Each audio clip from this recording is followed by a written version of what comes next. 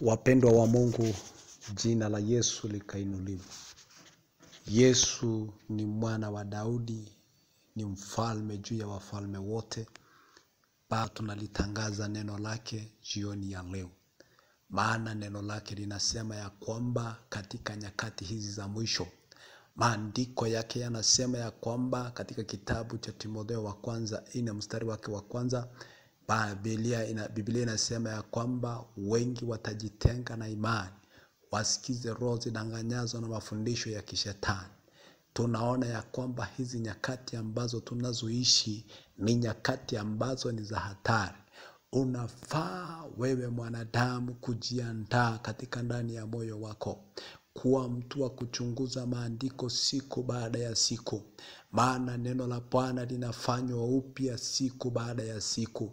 Wakati unapokubali kumpa Roho Mtakatifu nafasi katika juu ya maisha yako, hataweza kukufundisha, hataweza kuwa mwalimu katika ndani ya maisha yako.